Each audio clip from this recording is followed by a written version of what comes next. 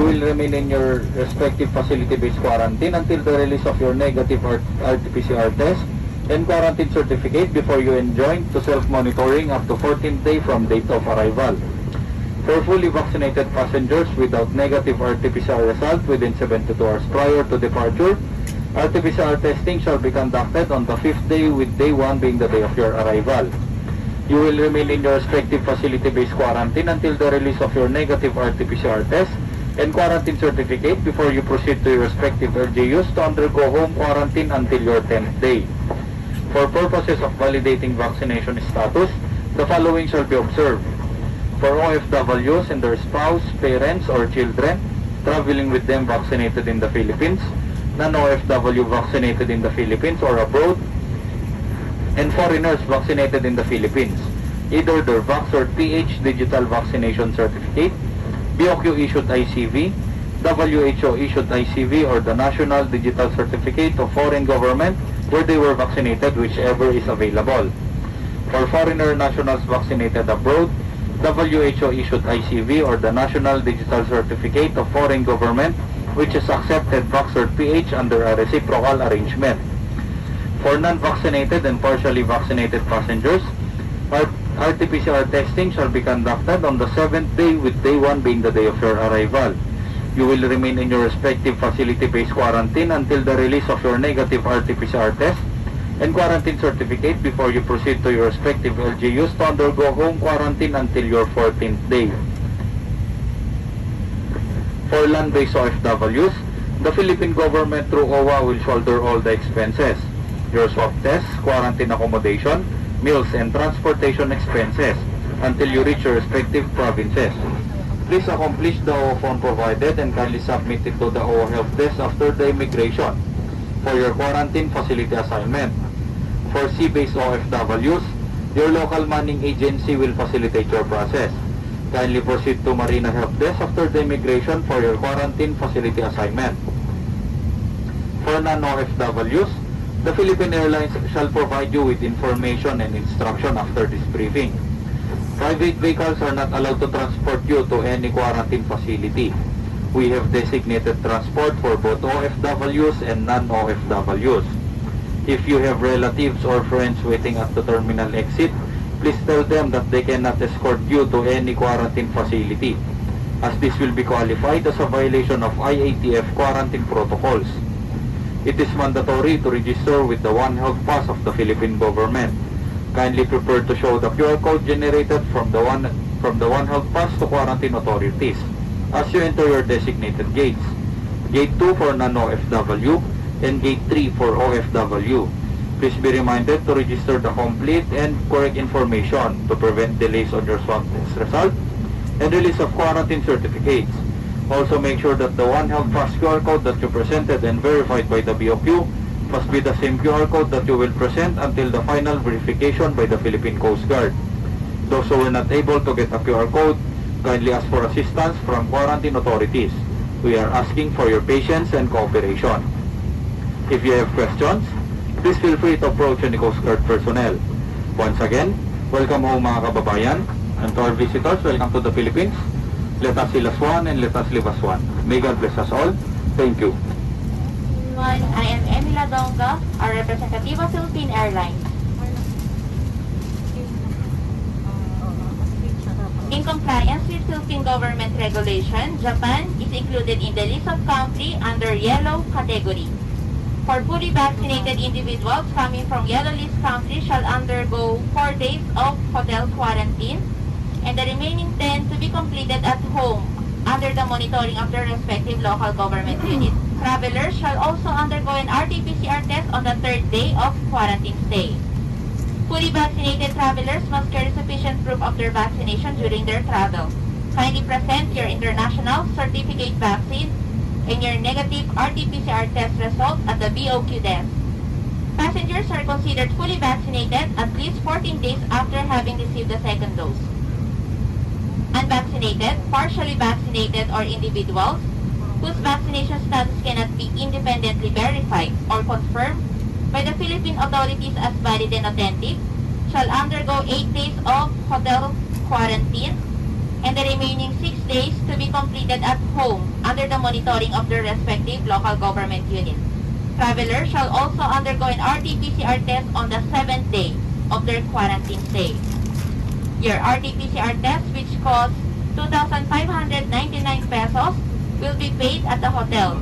You may pay in cash or credit card. Please be reminded that day 1 starts on your arrival date. For non-OFWs, after disembarkation, each one of you will proceed to the hotel confirmation booth. If you do not have a pre-booked hotel, you must choose a hotel from the list of accredited hotels at your own expense. For everyone, any violation of quarantine protocols can be used against you and punishable by law. We kindly ask that you stay in your hotels while you wait for your scheduled test date and the release of results. In compliance with Philippine regulation before deplaning, please ensure to wear your face mask and face shield at all times inside the airport terminal and in all forms of public transportation. All passengers must present their BOQ1 Health Pass QR code at the BOQ desk. Those without the BOQ QR code may register through onehealthpass.com.ph or a ground staff will be available to assist you. If you have any question or concern, our ground staff will be happy to answer them and assist you. With Pal+, New Normal, Same Heart, we are one with the government in facing the challenges brought about by the pandemic. With your cooperation and help, we fight as one against this virus and together, we heal as one. Welcome to Manila and mabuhay!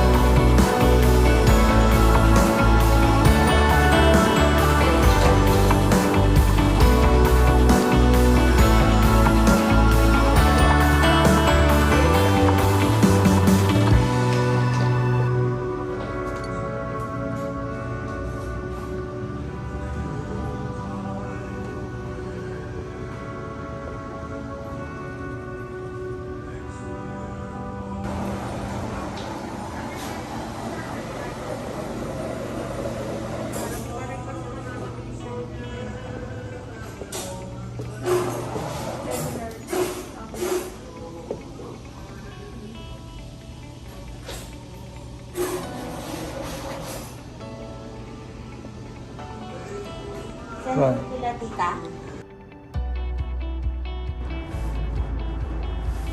Top floor.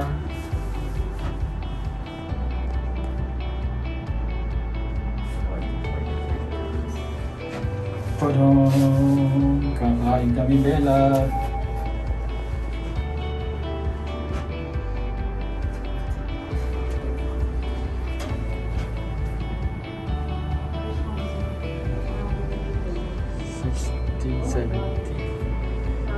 So here? Oh my God! I'm so Oh my scared goodness. with the black chair. Hello? Okay, so ganito pala Okay pa kayo yun. dyan? Meron kayong bagong roommates. So ganito pala ang pag-deliver ng food sa quarantine hotel. So 16, 17 ay this one. 16, 17. Yep. Yeah. Welcome to our new crib for 4 days. Ta-da-dan! Oh, may monitor. Hindi siya. Huh? Oh my God! Kita ang Ayala Alabang. Pero bakit? Parang nakalock. No, should be open. How? Nakalock pa.